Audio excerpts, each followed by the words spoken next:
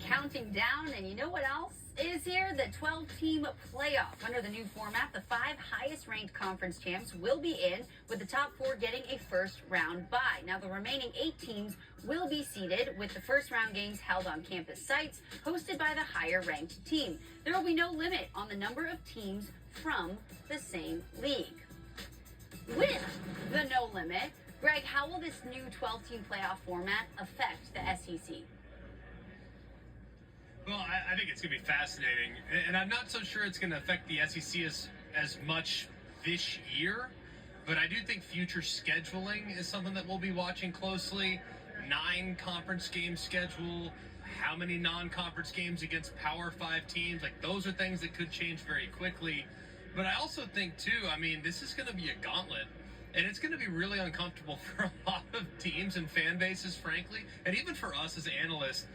Like in the NFL, you see a team go 12-4 or 12-5 now, you're like, oh, that's a pretty good year. That's a great year. Like, they won their division. In the college, it's always been do or die. It's always been, hey, if you're not 11-1 or 12-0, like, you are out. No chance. Don't even think about the playoff.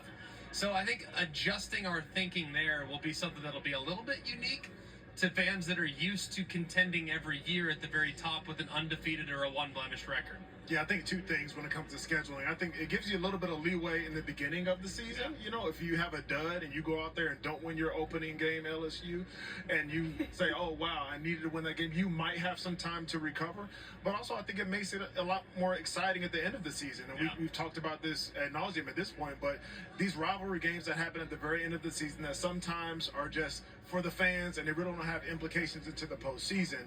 Now all these games from week 6 on out, week 7 on out, 8, 9, 10 are going to matter a lot more because they're going to have playoff implications. Look, if you would have run the simulator from last year, I believe 5 SEC teams would have made it into a 12-team playoff.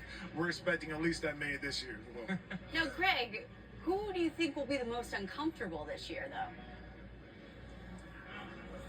As far as I think the most uncomfortable are going to be the teams that are sitting there on the bubble. So the teams that are sitting there 9-3, 8-4, in that vicinity.